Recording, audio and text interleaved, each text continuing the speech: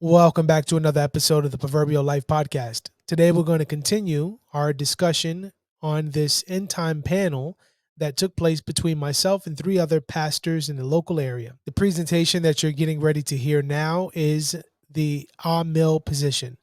I'll play it and stop and start along the way. Here we go. Okay, my name is Derek Yoder, and I'm an amillennialist. Okay, what's an amillennialist?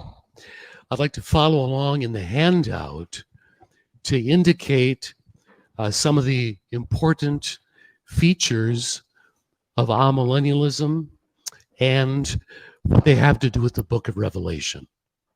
Okay, the millennium has primarily to do with Revelation chapter 20. Okay, so he starts off by saying the millennium has primarily to do with the book of Revelation. And I don't agree with that. I think in chapter 20 you see a reference to the millennium, but I think the conversation is much broader than limiting itself to Revelation chapter 20. So that's important to keep in mind when we're talking about the millennium. There is Revelation chapter 20, but there's also an Old Testament context that we need to keep in mind, and then there's the actual kingdom language that's used by Christ in his earthly ministry, and then we see for example, Matthew 24 coinciding with the book of Revelation, how these two are go together and they're not detached as they are often made to be. So just a slight distinction there that I would make. I've got a lot of feedback, don't I? Is that me? Okay. And so we'll talk about those things as we make our way through. Amillennialism is poorly named. Typically negates the word. I don't believe there isn't one. I believe there is one. We're in it. We're in the millennium, I agree. I believe. The millennium spans Christ's two advents. First advent to his second coming, that is the millennium period. I agree. So I take Revelation 20 to be a symbolic description of the church age. Millennium equals church age. There are also a number of other items like Jesus' return, the catching up, the crisis, the Gog-Magog crisis, whatever you want to call it. That cluster of eschatological events take place at the very end. They're a part of the end. So this is where he and I were in disagreement. The Gog and Magog, the book of Revelation is a historic book. In other words, it is something that was written to the readers of Revelation and not to us, right? It is their future, our past. So the Gog and Magog that is referenced in the book of Revelation, I do not believe to be a future event. I believe that is our past and it was their future. I believe the Gog and Magog, the Battle of Armageddon, that was 70 AD. So we're going to be in disagreement on that. That said, I do believe Revelation 20 is symbolic. In fact, the book of Revelation is highly symbolic. And the imagery that is used in the book of Revelation is very steeped in Old Testament language and imagery. So, as I mentioned in earlier recordings, if you don't have a good grasp on the Old Testament and the language, particularly judgment language that it uses, then you're going to miss some of the imagery that John uses in the book of Revelation. They mark the end. So when that stuff starts to happen, the end has come. Well, when that stuff starts to happen, those are fulfillments of what Christ said would happen in the book of Matthew, chapter 24. So these signs, John is writing to his audience, and he tells them that these are fulfillments of what Christ was referencing. These are fulfillments of what the prophets of old were referring to. And the end of time will be Christ's final return, because this is something else to keep in mind when we hear this word return. There are many returns of God in the scriptures. And so you say, well, what do you mean many returns? Well, the idea is this, that Christ returned in 70 AD, not physically, but he returned in judgment in 70 AD. So the coming on the clouds, this is symbolic language used for judgment. So in that sense, that was a return of Christ. It wasn't the final return. It wasn't Christ's second and final coming has not taken place. I'm not a full preterist. I'm a partial preterist, but those returns that are mentioned again are not our future, but they're our past. They were the original writer's future, and they were looking forward to the fulfillment of that. And that did happen. That happened in 70 AD. Christ brings judgment on the first century and ultimately destroying the temple and obliterating the religious ritual or the religious system of the Jews of that day. So those are things that we need to keep in mind. And Jesus is there. But until then, we're in the church age, we're in the millennium. Why would I believe this? Right? Why would anybody believe this? 5 quick reasons, and then I want to develop them. Okay? Look at your sheet in the middle, part way down. Number 1, the nature of apocalyptic literature. There's a kind of literature that was popular at the time of Jesus. It was full of visionary writings. There were heavenly beings. There were crazy animals. There were all kinds of visions. It was popular. They were all over the place. The book of Revelation is a piece of that literature. Okay? If Revelation reads unlike any other book of the Bible, and it does, right?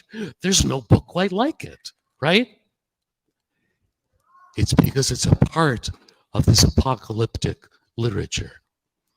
That's why one reason, and this apocalyptic literature makes it likely that the millennium is to be taken symbolically.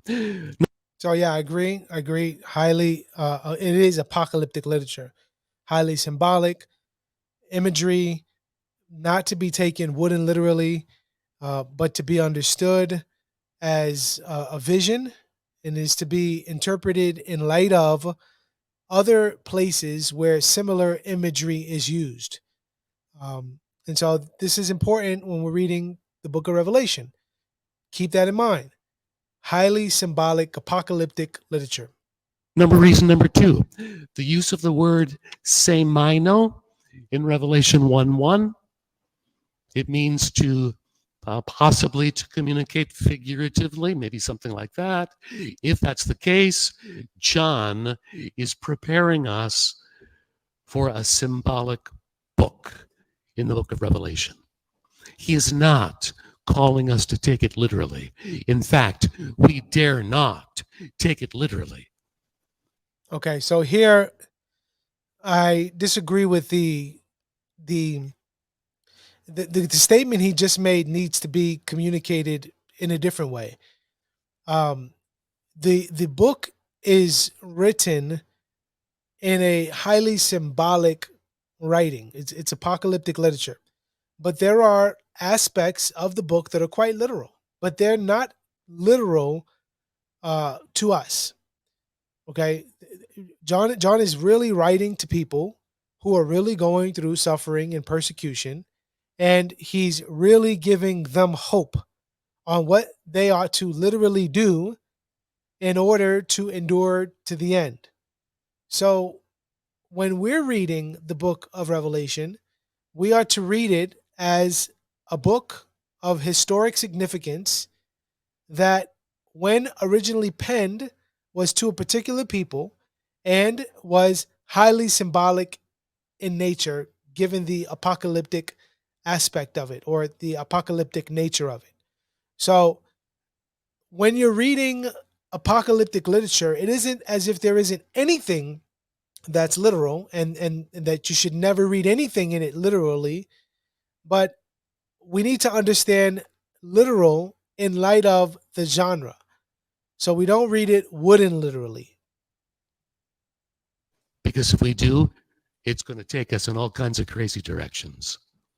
For example, we believe that Christ is literally going to return, right? We believe that. And so we shouldn't take that symbolically only, right? Yes, he symbolically came in 70 AD as he destroyed the temple in Jerusalem, but he is literally going to return.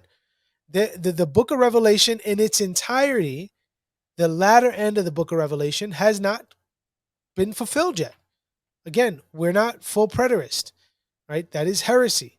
They believe that all of the book of Revelation in its entirety has been completely fulfilled, and it is not, because Christ's second and final return has not taken place yet. That's number two. Number three, the parallel structure of Revelation.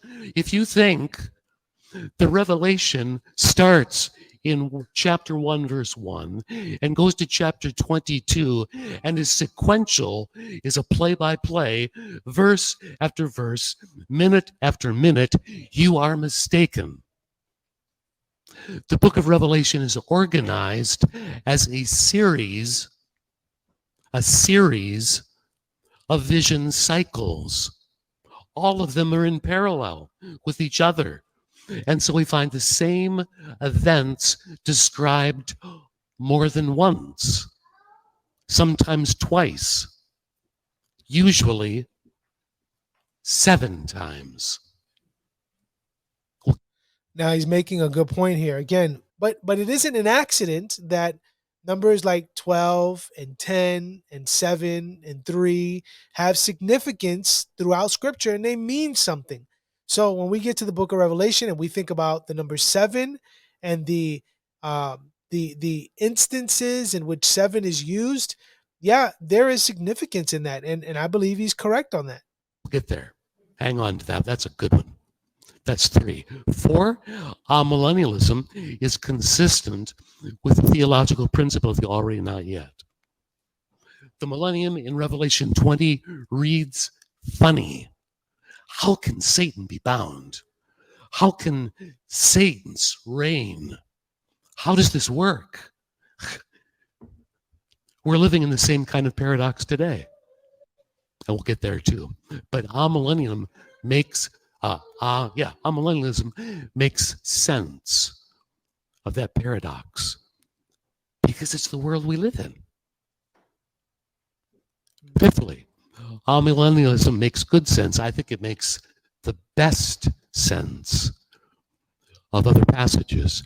Matthew 24, 1 Corinthians 15, 1 Thessalonians 4, 2 Thessalonians 2, where the end is described simply as Jesus coming back. Yeah, so those passages he referenced about the end, I think this is where his position needs a dash of preterism, because Thessalonians and Matthew 24 are not talking about the end of time. They're talking about the end of an age. They're talking about the end of this Jewish age, this destruction that's going to take place in 70 AD at Jerusalem, particularly with the temple. So I would definitely have some quibbles with him about those verses. No big millennium, no big time, not a lot of craziness. We get to the end and Jesus comes back. Well, this is, again, I think this is where he contradicts himself later, and I think I point this out in the Q&A time.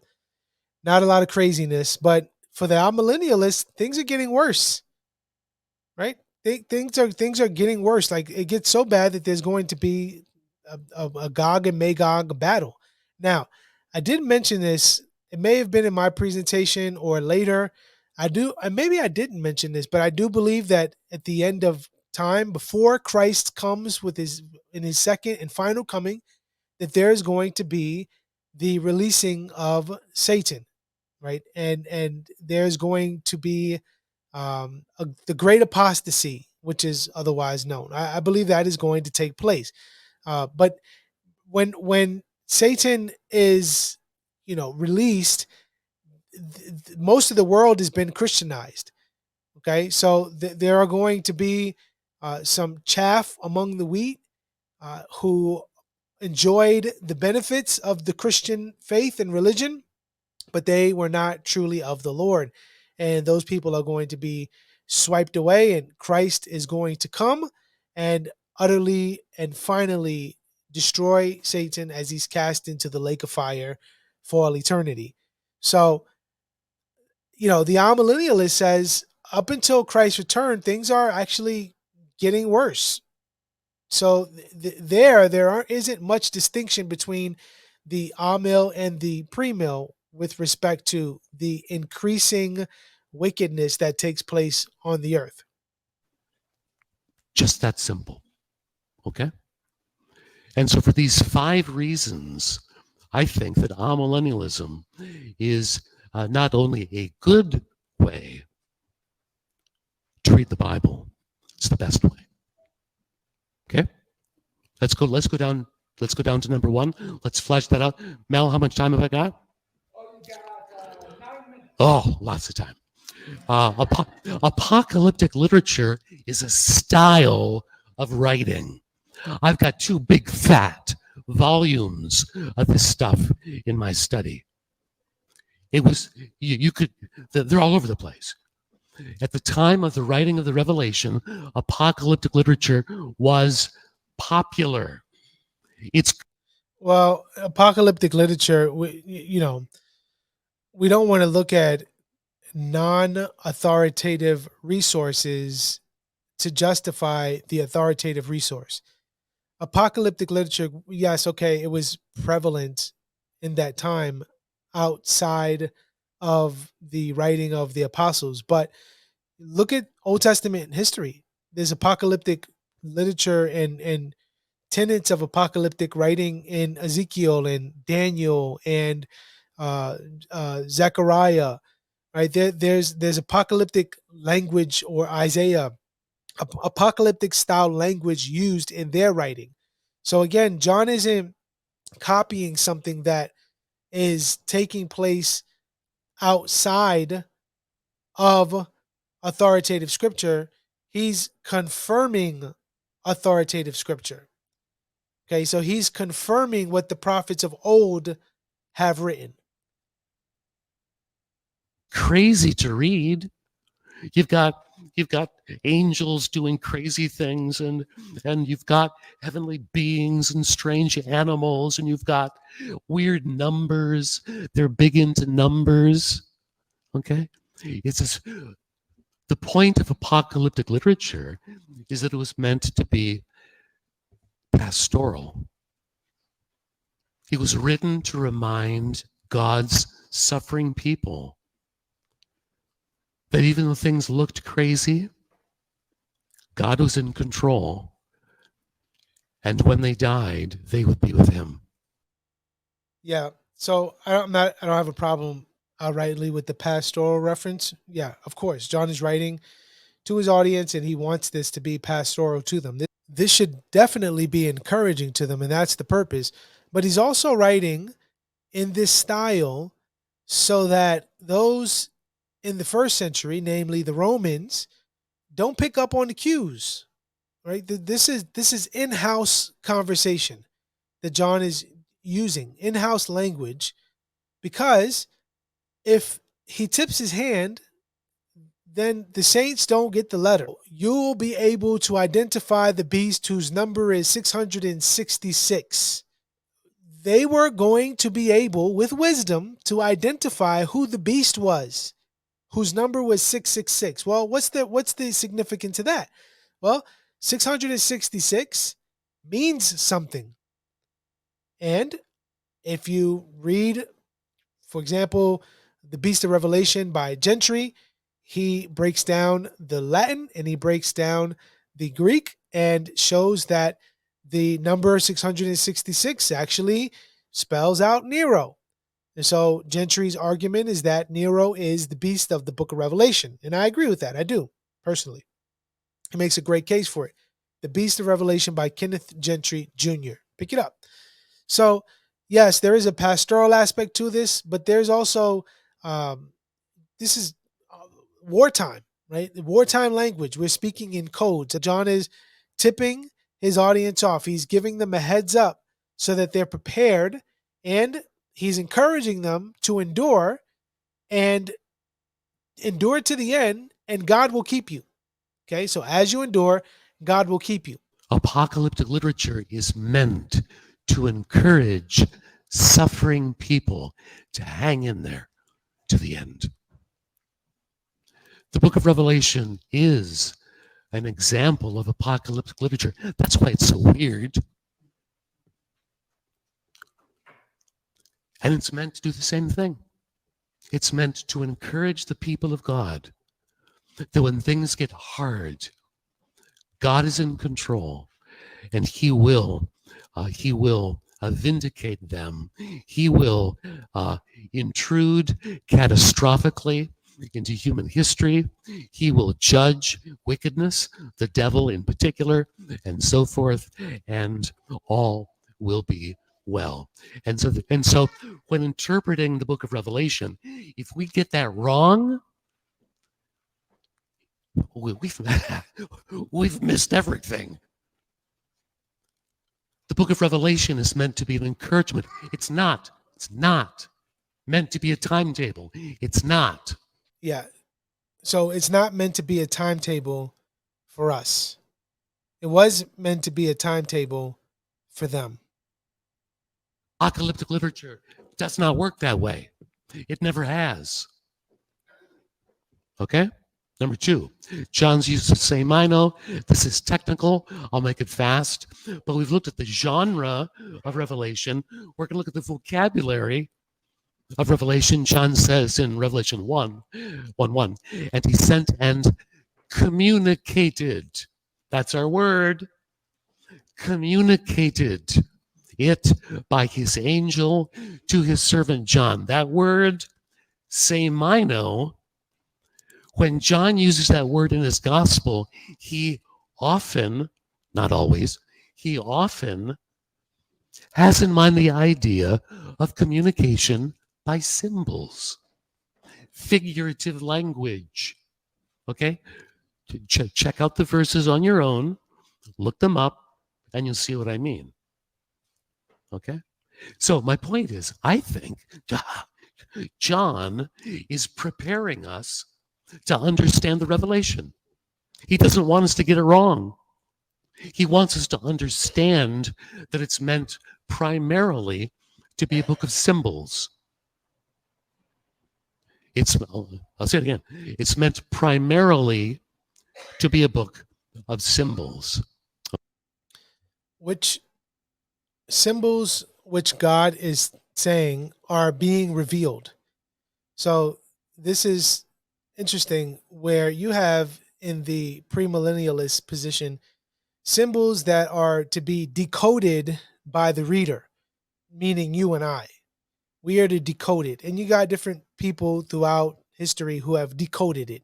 How Lindsay decodes it, and you have your Left Behind series that decodes it. And their decoding is contrary to John's revelation. The book of Revelation is an unmasking, it's a revealing so that you would know exactly what John was talking about. So, what was made revealed to the original audience has been made concealed and reinterpreted in our day by people who say they're revealing the text of the book of Revelation. All these, crazy interpretations that we get, particularly those out of the premillennialist, dispensationalist circle throughout history, is bonkers. John had none of these things in mind when he was writing the revelation of God to the first century Christians going through the time of suffering and persecution at the time this was being written. So what John was initially writing, these visions that John was receiving and writing, was to unveil truths about the end of time, meaning the end of that age. It was to reveal, and now we've got all kinds of crazy unrevealings, as it were. So I think that's important to keep in mind. You know, I'm writing these things to you so that you may know. Right? I want you to know what's going on. I don't want you to be ignorant to who the beast is. Okay. And of course, that leads us to the millennium of chapter 20. I take the 1,000 years to be symbolic. John made me do it. Right? So think about that. That's number two. Number three, this is great. I like the pattern of parallel visions throughout the Old Testament. Prophets would speak in cycles of visions. One vision, then another, then another, then another. And get this, they all mean the same thing. Yeah, so the idea is there's an increasing there is an intensifying of the judgment that is coming and is drawing near. Okay? This is the Revelation 1:1. The time is at hand. The water in the pot is boiling and is about to spill over. You're not meant to stack them up. They're meant to interpret each other. Joseph, as a young man, he has two dreams, right? A dream about what? Planets, right? Stars and the moon and stuff. And then about sheaves of wheat. What do they mean? The same thing. Joseph has two visions. They mean the same thing. Pharaoh has two dreams. Cows and what? Corn, right? What do they mean? You know, tell me. They mean the same thing, right? If I were a premillennialist, if Joseph were a premillennialist, he'd say, Pharaoh, you're going to have 7 years of plenty, then 7 years of famine, then 7 more years of plenty, then 7 more years of famine. I love there were several times where he dunked on premillennialists. Come on, brother. Right? And he'd be wrong. Two visions, 1 point. Daniel does the same thing. He has cycles of visions. They did it all the time in the Old Testament. John, get this. John structures the book of Revelation just like that.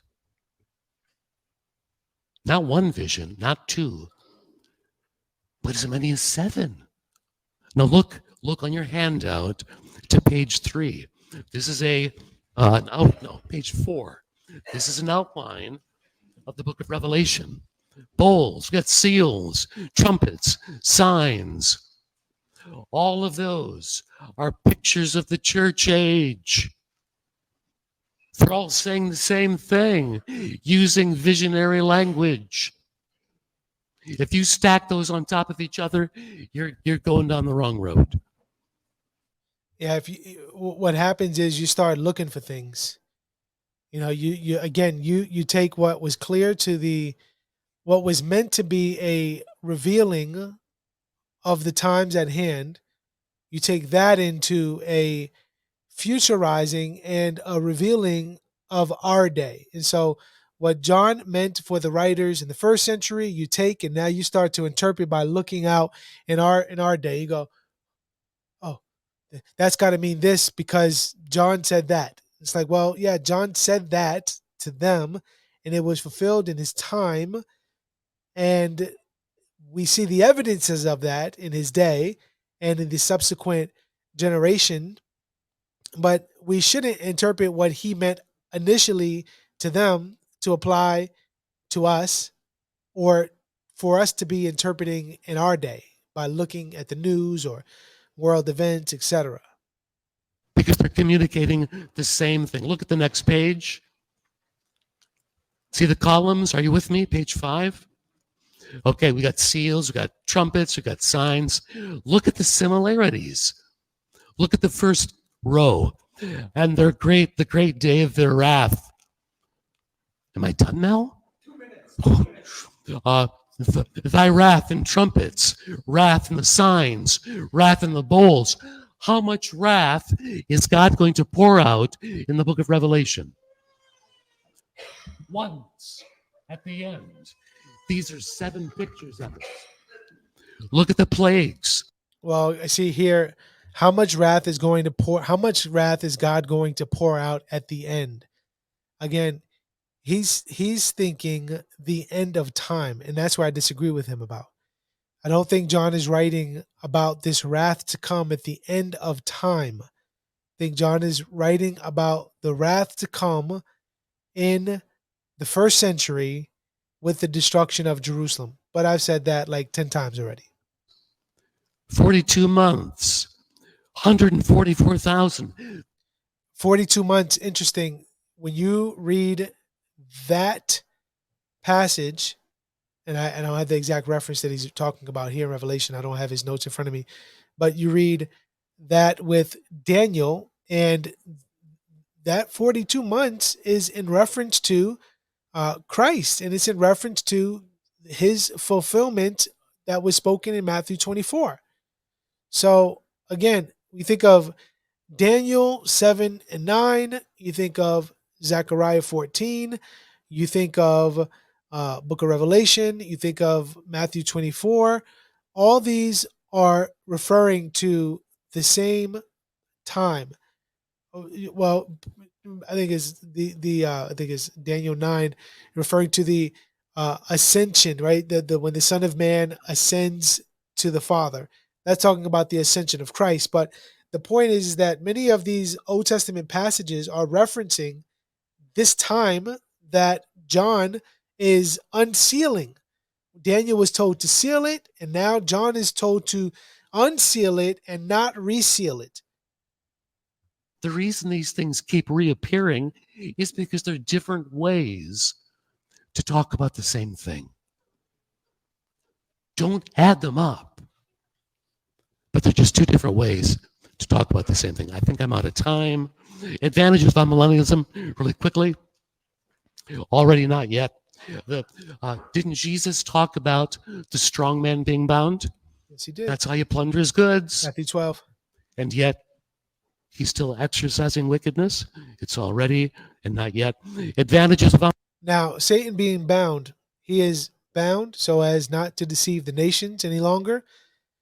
Yet, again, we're called to put on the whole armor of God. We're called to not be ignorant to the schemes of the devil. We're called to renew our minds so that we're thinking God's thoughts in this spiritual war that we are in. We wrestle not against flesh and blood. So, yes, though Satan is bound so as not to deceive the nations, this does not mean that we take him lightly. The Archangel Michael himself would not raise an accusation against him.